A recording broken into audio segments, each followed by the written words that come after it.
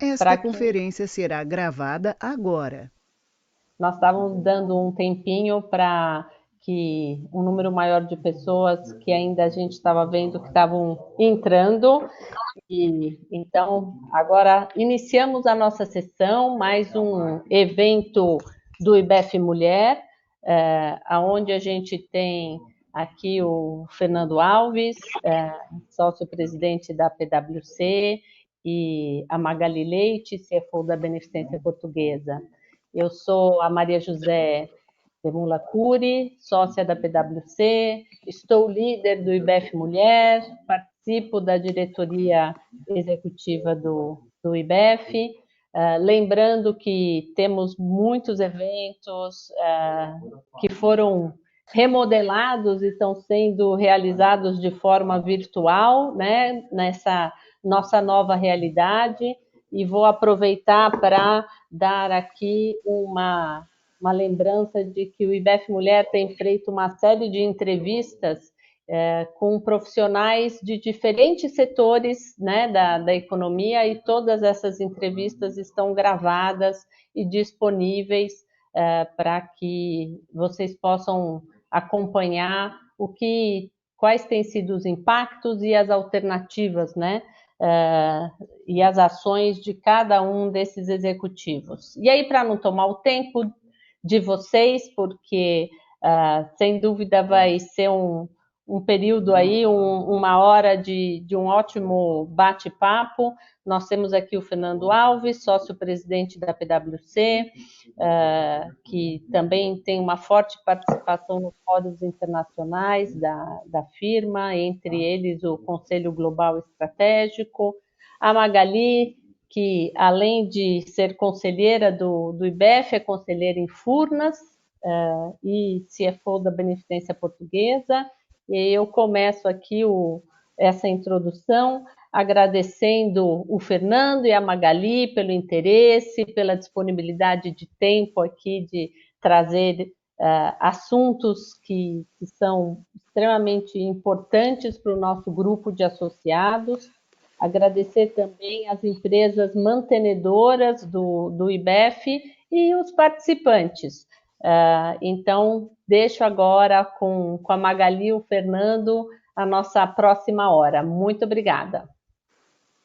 Zezé, obrigada pelo convite. Sempre muito bom estar aqui, colaborar com o IBEF Mulher. Se tivesse um concurso para entrevistar o Fernando, eu ia me inscrever nesse concurso. A gente já se conhece há algum tempo, sou fã do trabalho da pessoa, então um prazer enorme estar aqui hoje com vocês.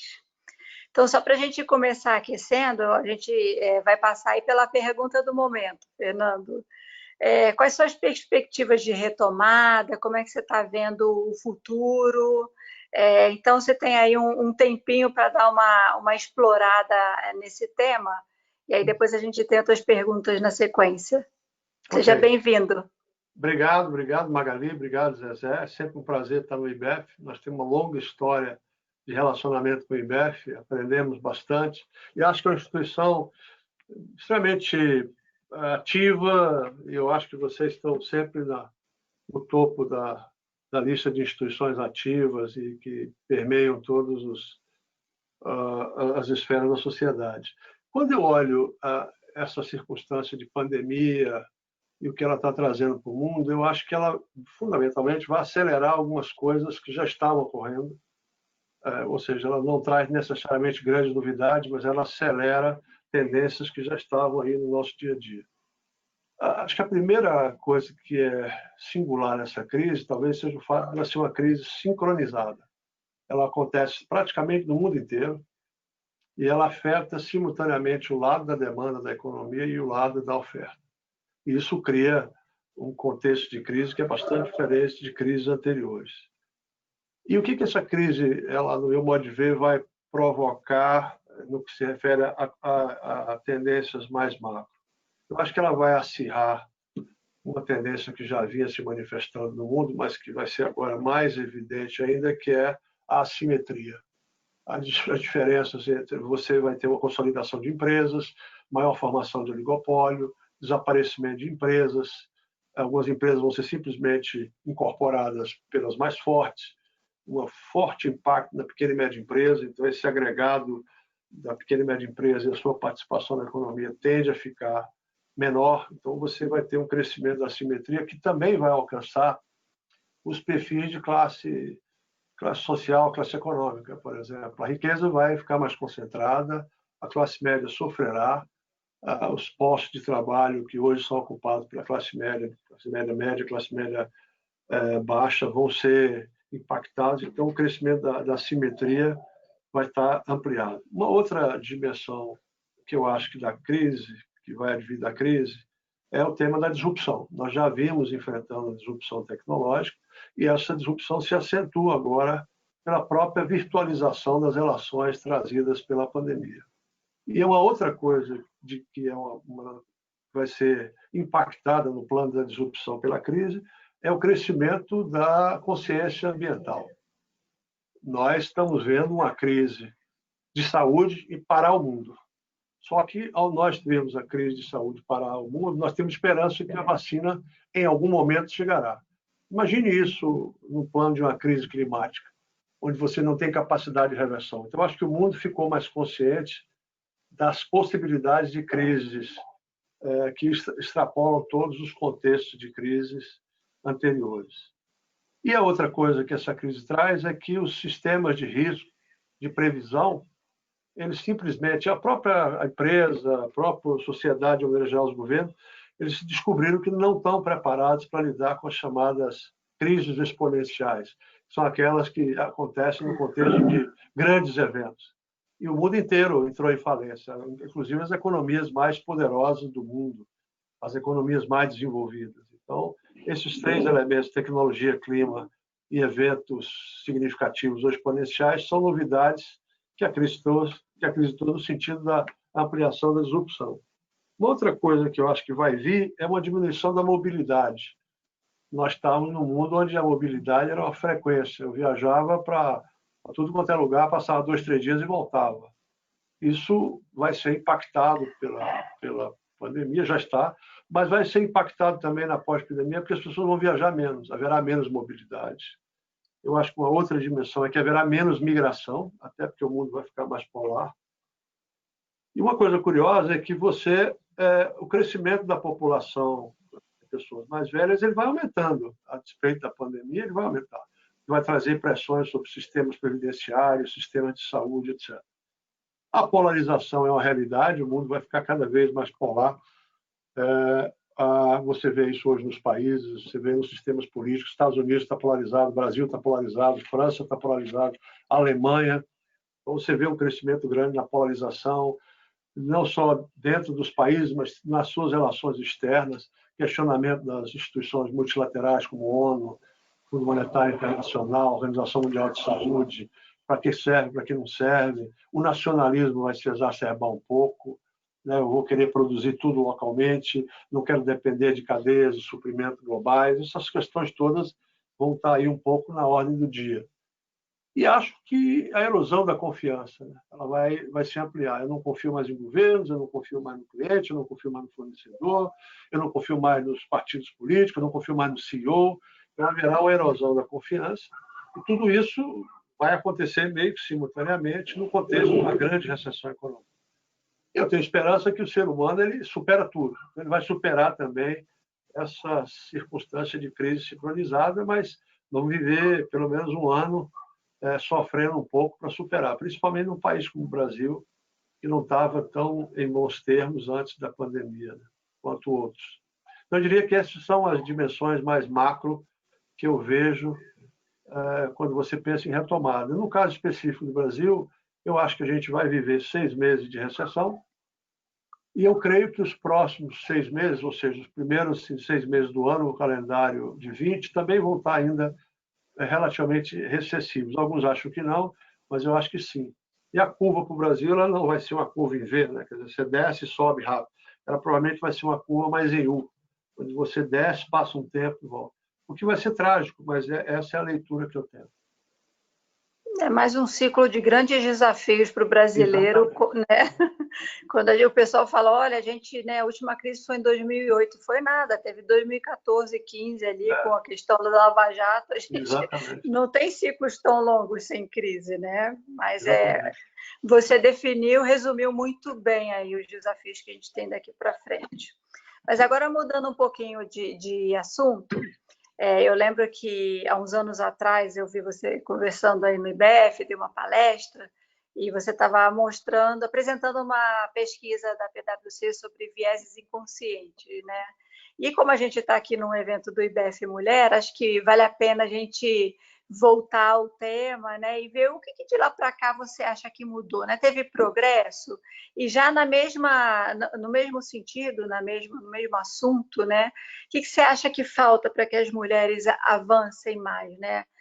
Que a gente alcance mais amplamente os lugares de destaque, que haja mais diversidade de verdade nas organizações.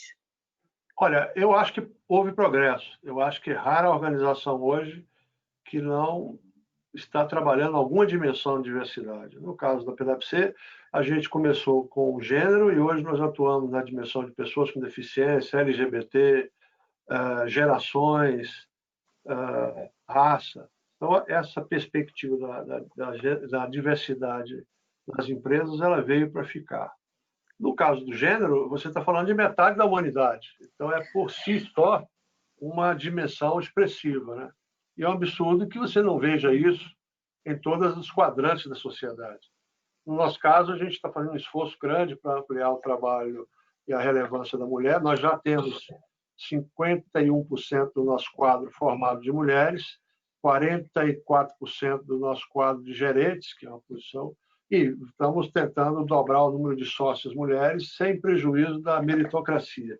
Eu acho que muito aconteceu por força, sobretudo, da pressão das próprias mulheres. Então, eu acho que uma coisa que não pode deixar de acontecer é vocês seguirem demandando. Eu sempre digo que, em dimensões de diversidade, isso vale para todas as dimensões de diversidade, o comportamento demandante faz toda a diferença. Nós temos que ter consciência de que, sem uma pressão que seja permanente, é difícil você fazer a mudança rapidamente. Então, as mudanças elas decorrem, em geral, de uma pressão permanente.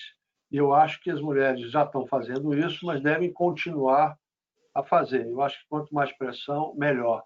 Nós, quando começamos essa questão de diversidade na PwC, nós tínhamos que hoje quem toca é Zezé na dimensão de gênero, nós tínhamos uma sócia que era considerada pelos demais xiita, porque ela não deixava passar muito.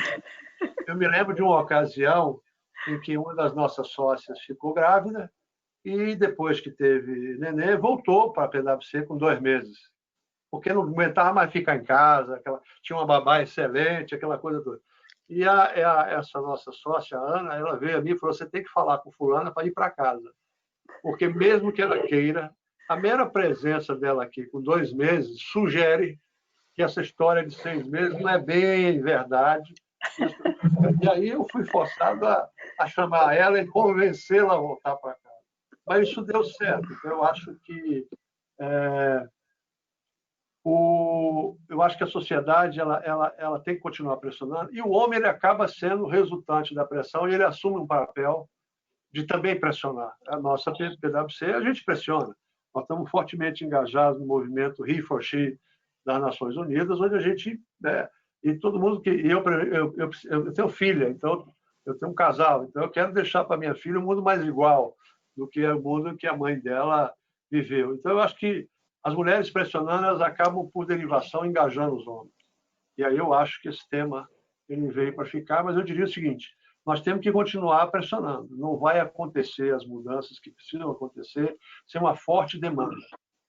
E eu acho que a gente precisa continuar demandando para dar uma resposta mais curta para você. Nossa, bacana. Assim, vocês estão evoluindo muito em comparação com outras situações que a gente vê, né? É bacana de ver. E, sem dúvida, é uma luta que é para todo mundo, né? Se só a mulher fizer, é bem mais difícil mesmo. Exatamente. Mas bacana, parabéns.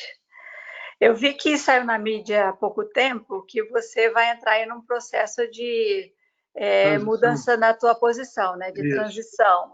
O que foi de aprendizado nesse período, né, de primeira cadeira?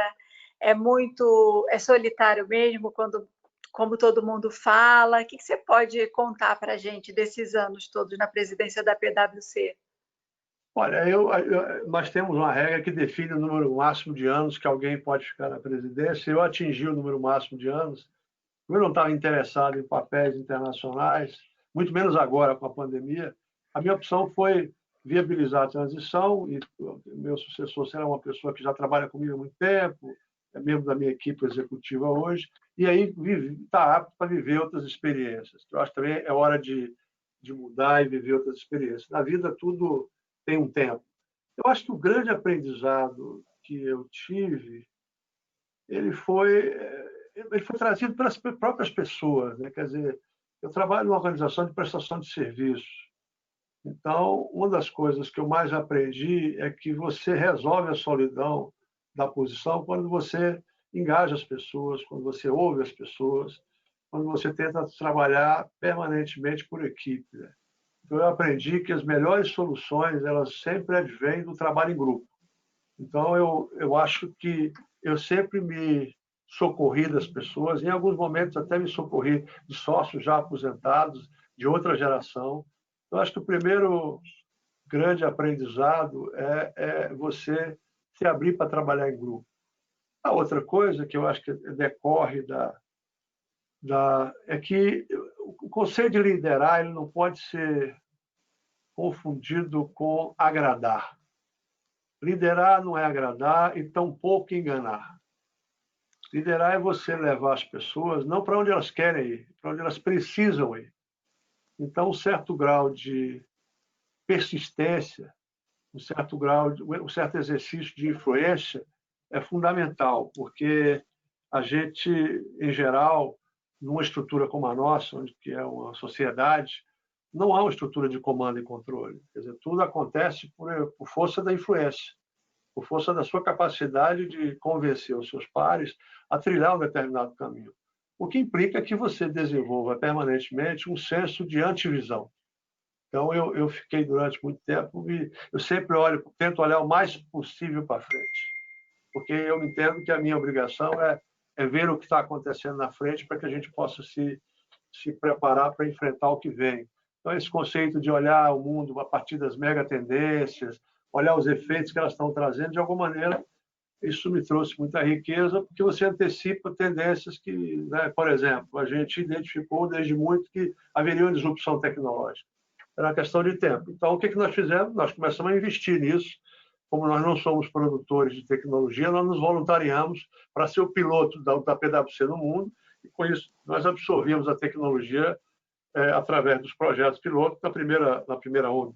Então, eu acho que esse conceito de você estar permanentemente tentando olhar o futuro com olhos um pouco mais longos e estar se revisitando é importante. Eu aprendi bastante com isso. Mas o grande aprendizado para mim, ele vem das pessoas, nunca foi da minha própria experiência. Eu sempre tributo às pessoas boa parte do meu crescimento. São elas que me deram os inputs, me ajudaram, me criticaram. Então, eu acho que se abrir para as pessoas é uma coisa relevante na vida de qualquer gestor. Tem que gostar de gente, né? Ser humilde, né? Porque eu sou um prestador de serviço. Se eu não gosto de gente, eu estou na profissão errada. Você tem que gostar de gente. Comunicação, né? A capacidade de comunicar bem é super importante também, né? Eu queria aproveitar o momento para convidar o pessoal que está assistindo a gente, quem quiser coloca a pergunta aí no chat e no final a gente endereça para o Fernando as perguntas que vocês tiverem. Fiquem à vontade. Fernando, a gente está vendo aí, muito tem se falado, né, na mudança de perfil dos profissionais, várias gerações coexistindo, boa parte da força de trabalho está indo para um caminho mais de empreender. Assim, na sua opinião, o que você acha que é atributo do profissional de futuro? O que você pode dar de dica para quem quer sobressair na carreira mais tradicional, como, por exemplo, a Big Four? Fala um pouco para a gente sobre isso, por favor. Boa pergunta, Magali, boa pergunta. Eu acho que essa pandemia acelera, como eu disse anteriormente, várias mudanças que estavam aí acontecendo. Então, no que se refere à disrupção, a gente viu que ela impacta, a tecnologia vai ser uma força disruptiva, o clima vai ser uma força disruptiva, o mundo mais fraturado, mais polar, vai ser uma força disruptiva. E acho que uma outra força disruptiva vai ser a transformação da força de trabalho, de um ambiente analógico para um ambiente digital. Esse é um grandíssimo desafio para as organizações. E quando você fala em uma mão de obra sair do estágio analógico para ir para o estágio digital, você não está simplesmente falando de ferramental tecnológico, disponibilidade de ferramental tecnológico. Você está, sobretudo, falando de uma mudança na maneira de trabalhar, na forma como o trabalho é feito. E isso é um desafio para absolutamente qualquer gestor. E nesse conceito de transformação da força de trabalho, é preciso que você comece a introduzir elementos como soft skills, elementos como proficiência digital, elementos como sensibilidade à diversidade, à inclusão, a questões do meio ambiente. Ou seja, se requererá do ser humano, por contraditório que pareça, muito mais humanidade do que se imagina. Ao par de uma tecnologia mais presente, mais impactante, mais poderosa, você vai requerer das pessoas mais humanidade. E eu costumo dizer às nossas pessoas que aquele skill set, aquele conjunto de experiências e competências que nos trouxe até aqui como executivos, não necessariamente nos levará ao futuro se nós não agregarmos a esse conjunto de competências e vivência outras, associadas a como eu trabalhar com várias gerações, como eu trabalhar a diversidade no sentido de gerar inclusão, como eu capturar dimensões do clima na vida da minha organização, como é que eu posso promover mais humanidade nas relações interpessoais. Eu tenho que revisitar a responsabilidade, quer dizer, o próprio objetivo, o propósito da empresa, que deixa de ser exclusivamente voltado para maximizar retorno, para não apenas maximizar retorno para o acionista, como trazer contribuições concretas e efetivas para a comunidade. Então, o mundo vai ficar, num certo sentido, muito mais sofisticado, ele vai ficar muito mais integrado a despeito da polarização que ocorrerá em curto prazo. Para vocês terem ideia, no ano passado, 100 e poucos executivos de primeira, CEO de empresas americanas, eles fizeram um manifesto, que é um manifesto que para a sociedade americana é bastante impactante, está falando de 150, 170 CEOs, onde eles questionaram um pilar da sociedade americana, que é a tese que o Milton Friedman, que é um monetarista de Chicago, defendia, que é o seguinte: a função do CEO é maximizar o retorno para o acionista. E eles disseram o seguinte: não, a função do CEO não é apenas maximizar o retorno para o acionista, é cuidar do meio ambiente, cuidar do fornecedor, cuidar do cliente, cuidar da desigualdade social. Ou seja, eles ampliaram o conceito de licença para operar do meramente econômico para algo mais, digamos assim, holístico, mais conectado com a sociedade e seus ecossistemas. E, por essa razão, você vê um grande número de empresas lidando hoje com o que se chama de repropósito. As empresas verificam que o propósito que as trouxe até aqui não necessariamente é suficiente para o futuro. Então, de uma certa maneira, elas estão alargando seu propósito no sentido de alcançar outros ecossistemas, outros públicos. Então, eu acho que ter esse tipo de dimensão de raciocínio, de mindset na empresa passa a ser fundamental, passa a ser vantagem competitiva. Quer dizer, não só, e, portanto, não é só transformação analógica para digital, não é só soft skills, é também uma compreensão do mundo e da própria razão de ser de uma empresa que vai ter que se mudar. Nós estamos engajados nesse tema. Atualmente, nós selecionamos um grupo de sócios no mundo inteiro para pensar, baseado nesses acontecimentos que vão ser dramaticamente presentes no curto prazo, o que vem mais a médio e longo prazo, quais são os requisitos de competências que vai recair sobre nós, consultores. E uma das coisas, por exemplo, que vem à tona, só para concluir, é que o consultor, ele vai ter que estar muito mais aparelhado para ajudar o cliente, não apenas a resolver um problema específico, mas a fazer a transição de um mundo A para o mundo B, do mundo do hoje para o mundo do amanhã. Então, essa talvez será a função mais relevante do consultor. É sair do problema específico, que ele vai continuar resolvendo, a questão tributária, a questão de supply chain, a questão fiscal, a questão financeira, a questão transacional, para trabalhar em ajudar o cliente a migrar de um mundo para outro. Então, é porque eu acho que essa vai ser a necessidade fundamental das empresas no curto prazo. Então, como é que ele transforma a mão de obra? Como é que ele, a força de trabalho, como é que ele migra para canais digitais? Como é que ele é mais atuante no tema de diversidade, corresponsabilidade social corporativa, meio ambiente? Por exemplo, no caso da PwC, nós somos uma empresa que é neutra em emissões de carbono. A maioria substancial dos nossos clientes não é. Eles passam ao largo disso. Mas nós somos neutros, ou seja, nós calculamos as emissões de carbono que a gente faz durante o ano, ar-condicionado, toda a parte de energia, toda a parte de viagens aéreas e compensamos com plantio de árvores e dessa forma a gente é neutro. Mas a nossa ambição para o futuro é ser negativo, ou seja, ter menos emissões do que é que nós temos hoje. Nós não já estamos pensando em simplesmente ser neutro, a gente quer ser negativo, quer dizer, emitir cada vez menos. Isso tudo está no mindset das pessoas, dos millennials, e, portanto, passa a ser um requisito de atração de pessoas e um requisito de alcance da atividade empresarial. Eu fico pensando, diante dessa complexidade do que está chegando, não só muda drasticamente o ambiente de negócio, como o executivo, né, todo mundo que está no mundo corporativo, precisa passar a ter uma visão de responsabilidade social que extrapola muito o papel que a gente tem hoje, né? Fico imaginando como é que vai ser o processo de cultura das organizações lá na frente. É um desafio gigantesco, né? Exatamente. Você pensa bem o seguinte, no nosso caso, nós mudamos nosso propósito há 4 anos, porque nós entendíamos que o nosso propósito estava muito vinculado ao mercado de capitais. Então, nosso propósito hoje é servir a sociedade. Quando você muda o propósito, você começa a ver que tem várias coisas que você precisa fazer. Tem vários públicos que você precisa fazer. Por exemplo, servir a governo. De repente, o projeto de um governo ali é meritório, eu tenho que me envolver.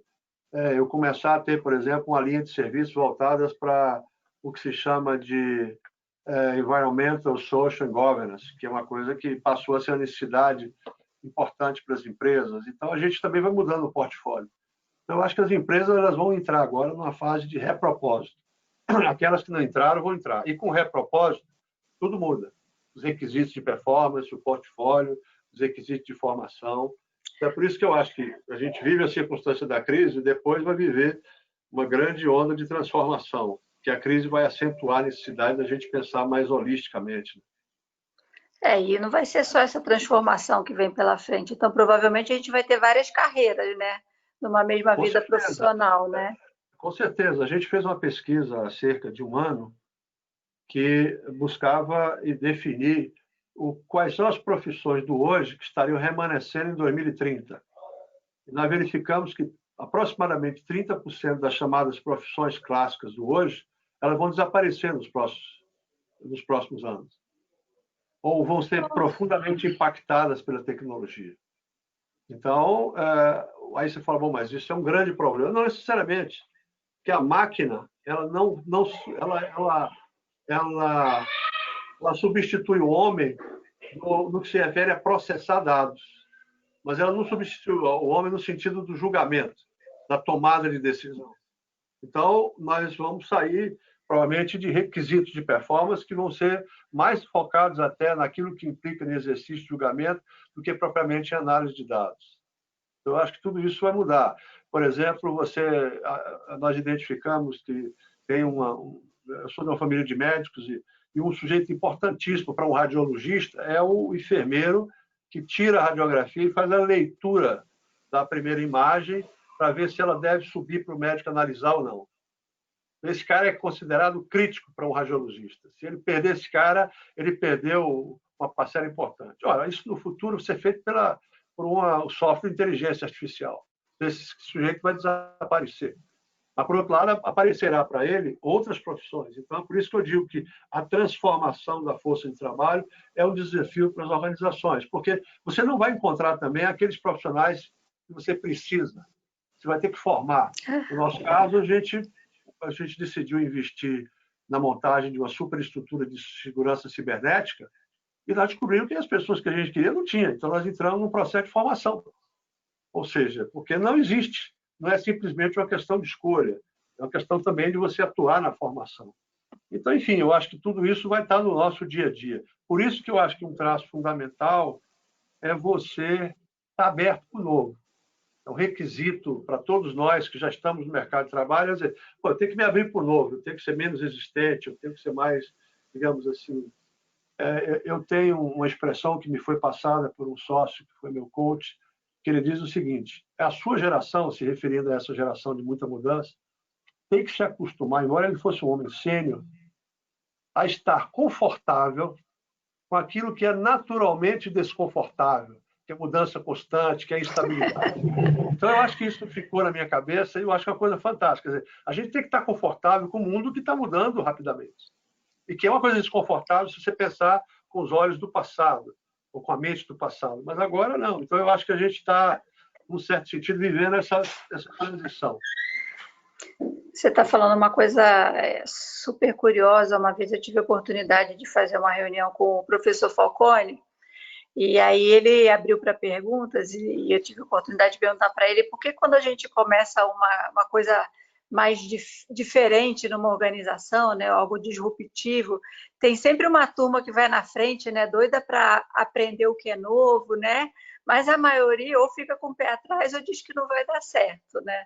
Aí ele falou que estatisticamente 20% adoram a novidade, abraçam, se vai dar certo ou se vai dar errado, eles não querem saber. O que eles querem é conhecer o novo, né? Mas a maioria ou fica em cima do muro esperando para ver se vai dar certo ou para mudar de lado, né? E tem uma galera que não topa definitivamente a novidade, né? Exatamente. E eu acho que você está certo. O ser humano ele muda ou por uma visão, alguém comunica para ele uma visão que o faz ser apaixonado pela visão, acreditar, ou ele muda por uma crise.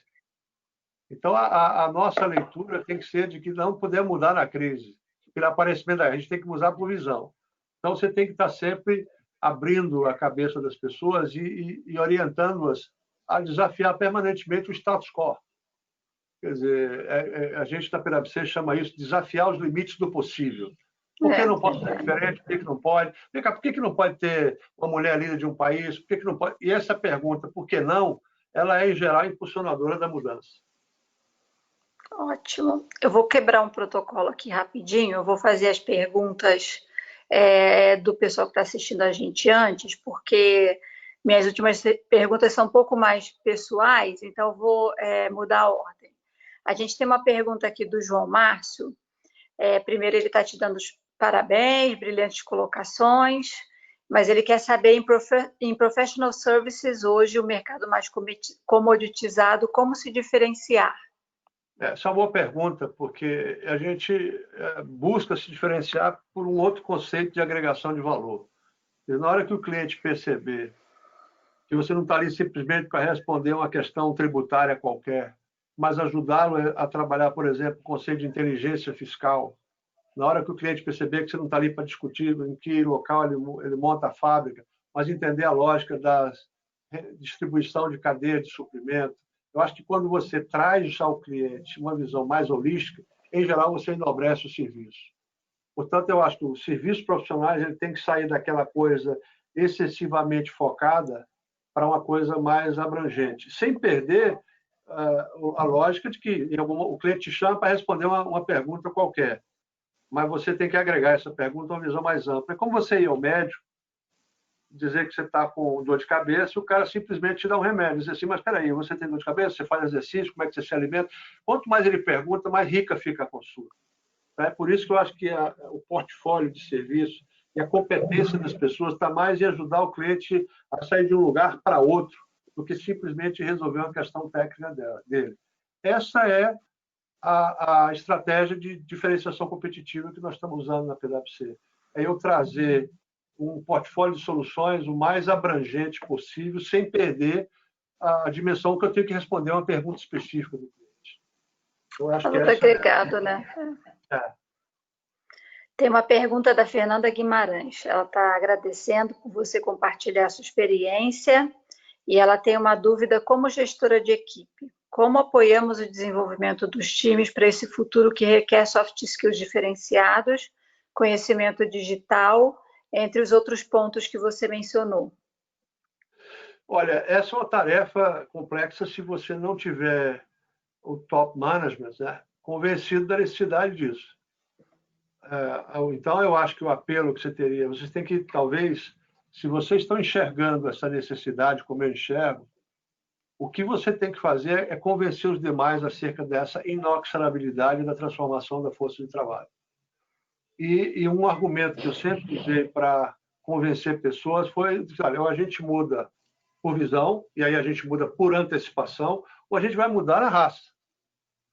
E hoje eu digo sempre a muitos dos sócios o seguinte: quando eu decidi investir em tecnologia, lá atrás, o pessoal achou que aquilo era para quê? Me usaram algumas expressões, você está comprando um console remoto tão sofisticado que as pessoas só usam ligar e desligar e mudar o canal. Era verdade, mas hoje elas estão percebendo que esse controle remoto sofisticado é que está fazendo a gente seguir progredindo. Então, uma certa coragem de ousar é importante. E se você está numa posição onde a decisão não é sua, você tem que trabalhar o convencimento do seu gestor. E aí, sempre alertando ele para o que vai vir. E eu usaria sempre exemplos de organizações que já estão se transformando. Mas por que fulano está fazendo isso e você não fez? Por exemplo, nós ganhamos essa semana nós ganhamos o prêmio Exame de LGBT+. E aí eu fui fazer uma visita a um cliente, que é um grande grupo multinacional, uma grande empresa no Brasil. E ele falou: Fernando, eu queria que você desse uma palestra para o meu pessoal nessa dimensão de LGBT+. Eu falei: por quê? Porque quando eu vi que vocês ganharam o prêmio, eu digo: por que ele não vai ganhar? Por quê? Você achou que era alguma coisa demais eu ganhar o prêmio? Não, porque vocês são conservadores, vocês estão todos certinhos, vocês são todos tradicionais. Eu falei: olha, essa já é uma visão meio que caricaturada nossa, já não somos assim. E aí eu me comprometi. Então, eu acho que você olhar para aqueles que geram efeito demonstração é sempre bom. Se fulano fez, por que eu não posso fazer? Né? Então, eu, por exemplo, quando a gente começou a trabalhar o tema de raça, eu aprendi pra caramba, embora seja baiano. Eu nasci num ambiente mais miscigenado do que qualquer um de vocês. E eu aprendi uma coisa curiosa, que é o seguinte: a gente começa a ver a transversalidade, ou a interseção entre as várias dimensões de diversidade. Por exemplo, não basta a mulher. Talvez a gente tenha que considerar a mulher negra. Então, é você ir agregando dimensões que ampliam essa perspectiva de diversidade de gênero. Então, e aí você pode fazer a mesma coisa: negra, LGBT+, e aí você começa sênior. Você começa a ver que tudo tem que ser trabalhado. Por isso que a gente acha legal trabalhar com essas várias dimensões, que a gente aprende com as várias dimensões. E eu aprendi bastante com essa noção de que a diversidade é um tema também transversal. Ele permite... A mulher mãe é diferente da mulher solteira. Então, você tem várias dimensões que precisam ser consideradas. Então, eu acho que... E a gente foi aprender com quem já estava diante da gente, ou uma outra empresa PwC, ou um cliente. Então, eu acho que olhar para o lado e buscar aprender com os outros é importante no convencimento de um gestor mais insensível, digamos assim. Bacana. A pergunta é da Vera Bermudo.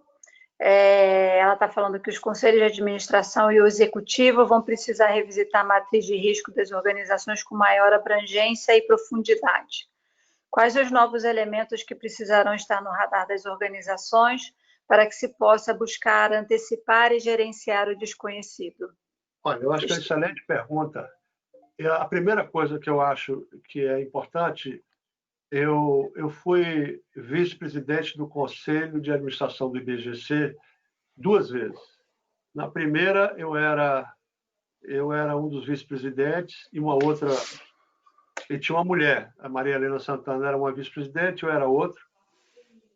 A Maria Helena era uma mulher diante do tempo, que era reguladora, CVM, E nós tínhamos um homem como presidente, que era o cara mais assim tradicional. É um sujeito bem-sucedido, inteligente, mas aquele sujeito que pensava com os olhos do presente. Eu diria, sem nenhuma crítica, era um sujeito mais à moda antiga. Aí, na segunda vez que eu fui vice-presidente de uma mulher arrojada, que já tinha uma leitura de mundo, uma mulher self-made, uma mulher que tinha uma visão de mundo bastante mais, digamos assim, dominante, muito mais assertiva, e eu aprendi mais com ela do que com o conselho, digamos assim, mais tradicional. Então, eu acho que as mudanças elas têm que estar no top management e no conselho. E uma coisa fundamental nos conselhos é a ampliação da diversidade no sentido da pluralidade.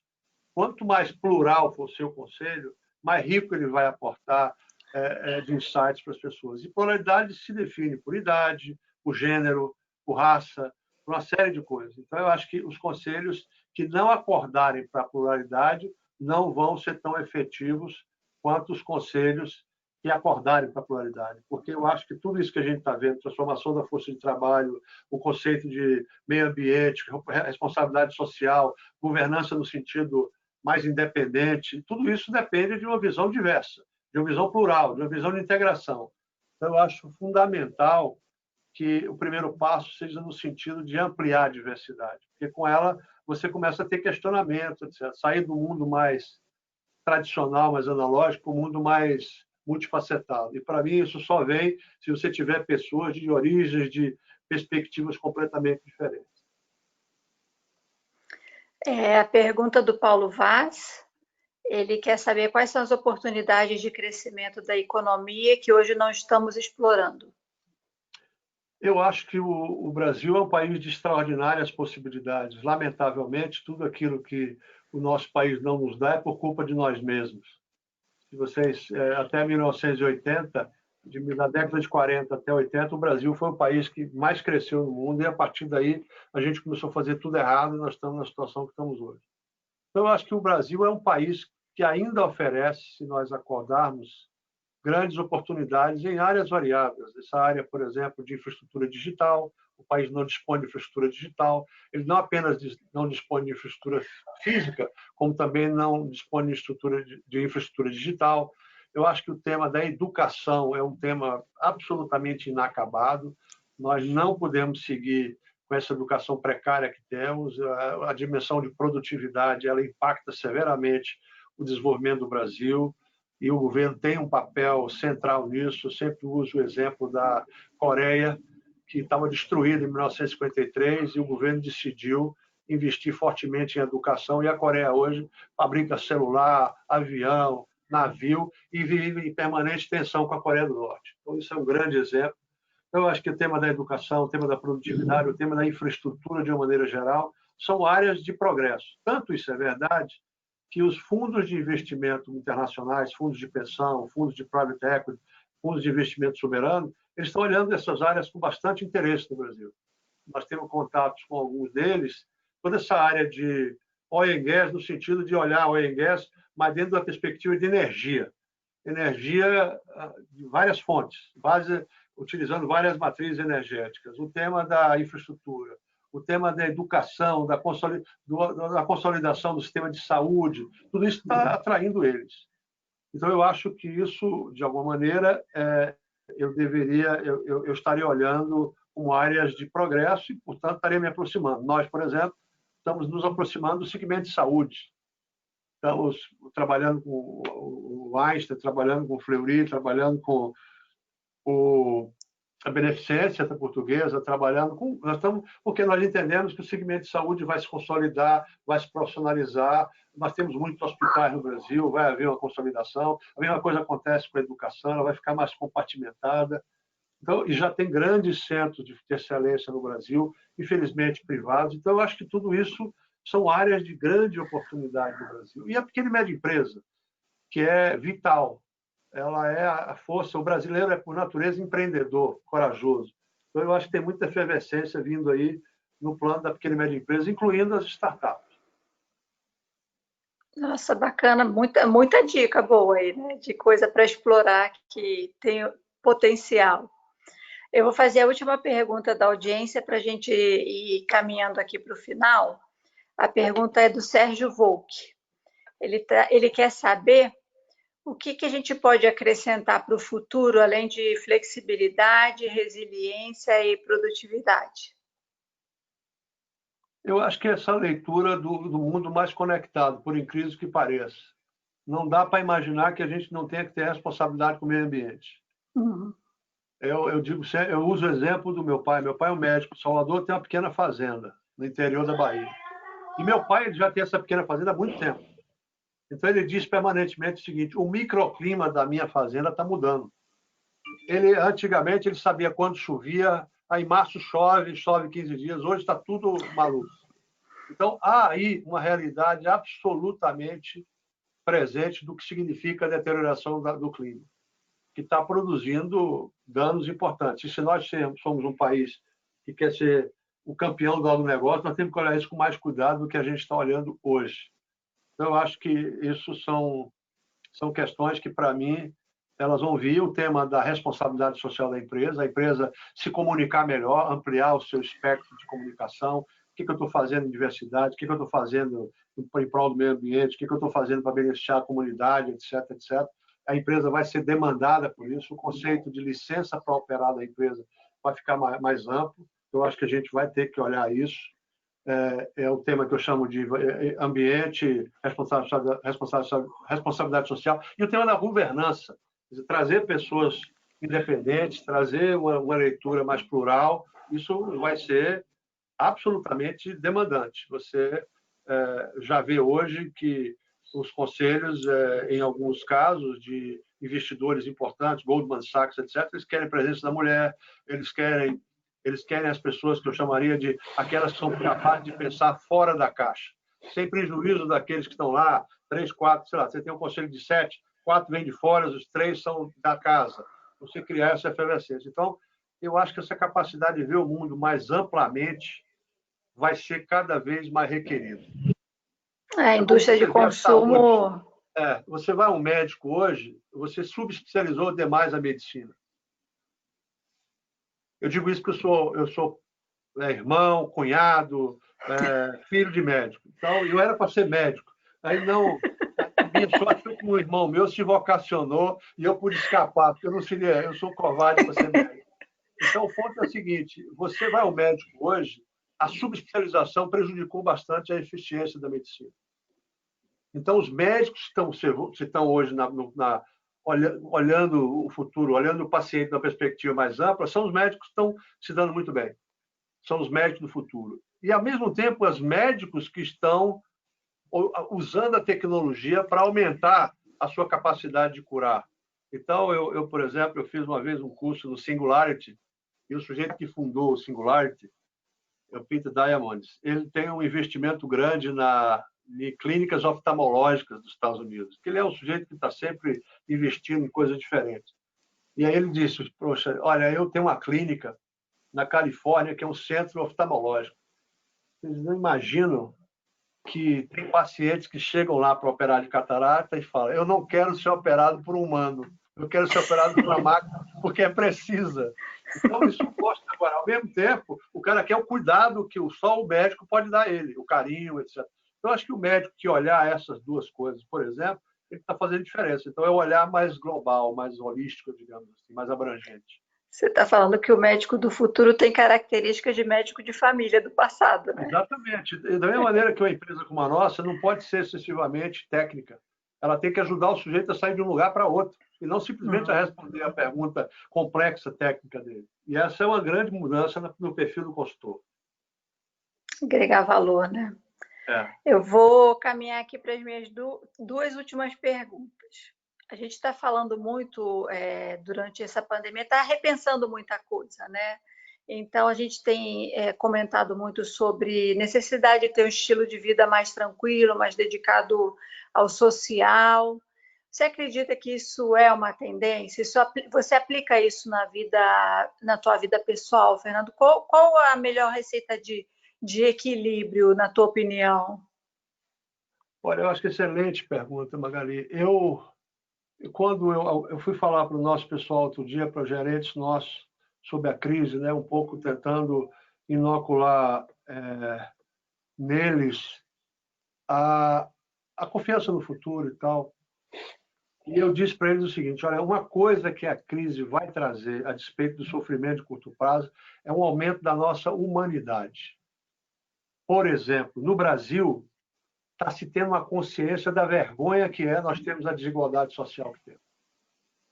Eu vejo empresas que nunca fizeram absolutamente nada pela sociedade, de repente se mobilizando. Nós estamos fazendo um trabalho pro bono para o governo do Estado de São Paulo, que é fazer o que a gente chama de project management do programa deles de combate à Covid, entre os quais se insere o recebimento de doações. Tem 250 empresas doando coisas para o governo, doando coisas, bens, tempo, dinheiro. É uma quantidade enorme de doações que fica difícil até você processar e distribuir. Então, eu acho que haverá um crescimento desse sentido de solidariedade que eu chamo de humanidade. Eu acho que nenhum de nós vai se sentir plenamente completo se a gente não tiver um espaço de atuação em uma entidade que proteja alguma dimensão ou que eleve alguma dimensão de desigualdade, gênero. Você pode estar... Então, eu acho que isso vai estar presente, como hoje já está presente nos nossos filhos. Eles já acham que você tem que estar nessa. O que você faz para o meio ambiente? O que você faz para reduzir a desigualdade social? É um pouco de um alargamento do sentido de cidadania. Eu acho que vai existir como decorrência da crise. Por isso que eu acho que, a despeito dessa assimetria, quando tudo isso se instalar, o que salva a gente? É o contraponto. É mais humanidade, é mais consciência de que o mundo precisa ser mais igual. Então, todas essas coisas, eu acho que elas vão ser uma decorrência da crise. Afinal, depois da tempestade, tem que haver a bonança, né? Mas é a esperança do mundo melhor, né, que você está trazendo para a gente. E o mundo sempre foi capaz de dar um salto depois de um grande trauma. Sempre foi. Eu vou te fazer a última pergunta e a gente já deixa aberto aí para você deixar as suas últimas palavras. Eu não sei, Zezé pode terminar direto, você quer finalizar? Depois eu faço um agradecimento final, Magali. Tá bom. Então, Fernanda, aí para a gente, suas últimas palavras do evento, o que você acha que vai ficar de aprendizado disso tudo, né? O que a gente vai absorver de forma positiva? Você acabou de falar um pouquinho, né? Se quiser complementar. Eu acho que você vai ver o crescimento da polarização. E depois você vai ver, por exemplo, o contraponto. Nós somos uma aldeia global, queiramos ou não. Então, por exemplo, uma das coisas que hoje está sendo discutida vou sair da OMS, a OMS não serve para nada, a China não escondeu. Isso, de alguma maneira, está fraturando o combate à Covid, que deveria ser uma coisa universal. Ora, isso se instalou, mas já está se instalando um movimento contrário, que é o seguinte: não, nós não podemos combater uma pandemia dessa pensando localmente. Nós temos que criar uma coalizão de forças internacionais. Nós temos que pensar na vacina, não para um país determinado, para a vacina para a humanidade. E por isso nós temos que criar uma coalizão de interesses com os vários possíveis produtores da vacina. Então, eu diria a você o seguinte: o conceito de comunidade de interesses vai estar mais amplo. E no plano estritamente econômico, eu chamaria a atenção para o que alguns definem como economia de plataforma. O que é economia de plataforma? É você, num único a partir do seu ecossistema, você integrar outros. E aí eu cito bastante um exemplo que eu acho admirável no Brasil, que é o do Magalu. Ele através de seus canais digitais, ele distribui produtos de várias pessoas. Ele aproxima consumidores de fornecedores. Então, ele criou um ecossistema que, no fundo, é uma economia de plataforma, beneficia a todos. Eu acho que isso vai vir para ficar. O conceito de economia de plataforma, de trabalhar de forma cada um ajudando o outro, uma comunidade de interesse, isso vai ser um grande salto, no modo de ver, nesse sentido de produtividade e também no sentido de solidariedade. Obrigada, foi um prazer, como sempre, muito bom conversar com você. Fica bem, sucesso. Não, eu estou bem, eu acho que a vida, ela está sempre... O legal da vida é você também deixar que a vida lhe leve um pouco, né? Eu acho que é da minha origem baiana. Tem um lado de olhar para o futuro, mas vamos deixar a vida nos levar um pouco, né? Eu estou nessa. Quem sabe a gente na próxima consegue fazer uma live sobre a Bahia, né? Não, isso aí eu vou precisar de mais de uma live. Vou precisar de mais de uma, com certeza. Obrigada. Obrigado, Magali. Foi ótimo falar com você. Obrigada, Magali, pela mediação aqui desse painel com o Fernando. Obrigada, Fernando, aí com suas ideias, sua visão, sua experiência. Os comentários aqui no chat foram muito positivos. Obrigada por ressaltar a importância de que não só as mulheres, mas os homens têm que demandar essa necessidade de inclusão, né?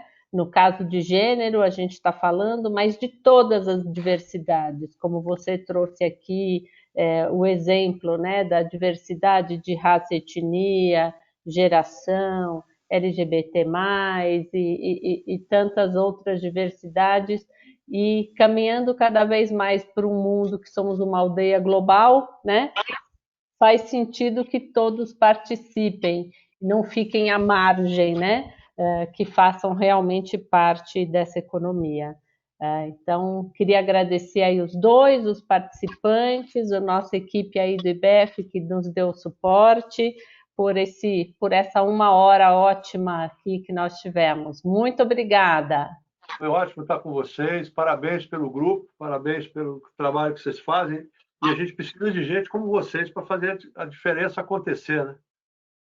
Vocês têm que estar pressionando e vão contar sempre comigo.